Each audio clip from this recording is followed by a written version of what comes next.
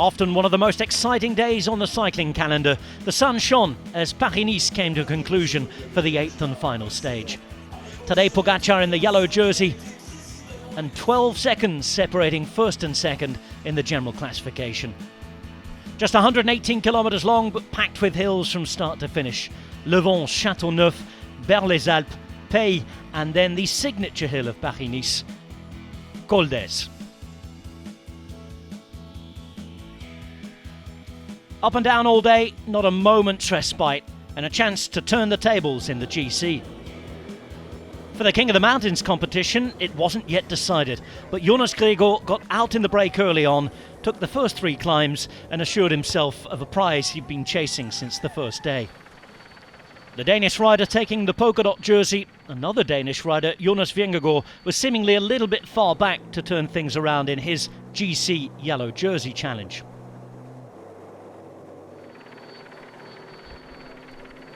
"55 kilometres to go, and the breakaway was breaking up. Several different riders had tried to get out there, different groups had been in front, and then Wout Poels attacked from the peloton.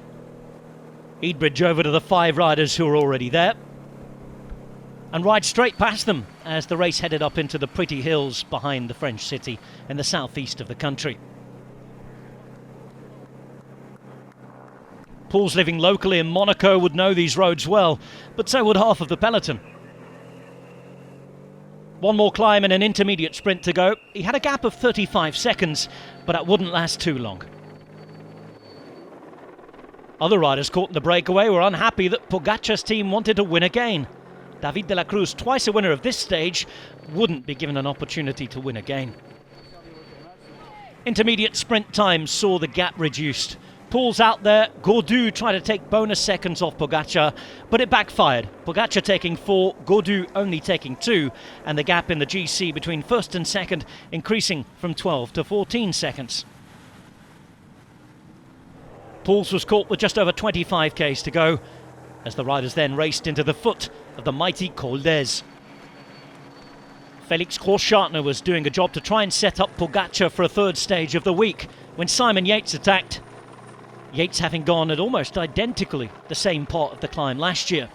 He won the stage then, but he would be looking on as Pogačar attacked out in front this time. Just under 19 kilometres remained when Pogačar hit the front.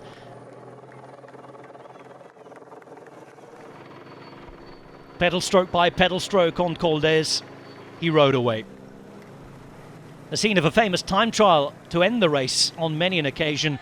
He was riding as if it was a race against the clock. 50 seconds plus his gap at the top. The Gaudu group working together but unable to really bring back any time. Gino Mäder, Romain Bardet and company were over a minute. Gaudu and company back to 43 seconds. Pogačar able to pull off the procession. Pogačar now winning over 50% of the races on the road he'd taken part in this season. Taking about a hat-trick of stages. And after having taken the trident of the Master of the Two Seas in Tirreno for the past 2 years, he was now the Prince of the Promenade des Anglais, albeit 6 more victories behind King Kelly, the record man. Groups came in behind. They'd fight for the GC places, much of the top 10 unchanged in terms of positions. But the time gaps grew. It was handshakes all round. Pogačar on top in this early season. Gaudu finishing second. Vingegaard in the third position. Yet another stage race win and another line of his roll of honour complete. Tadej Pogačar winning the stage by just over 30 seconds.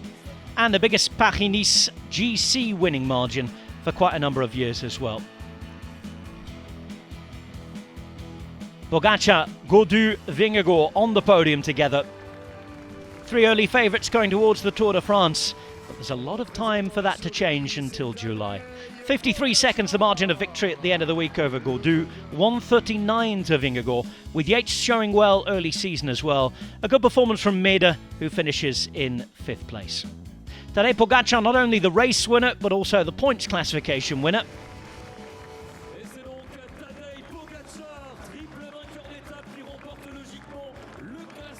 The king of the mountains was Jonas Gregor.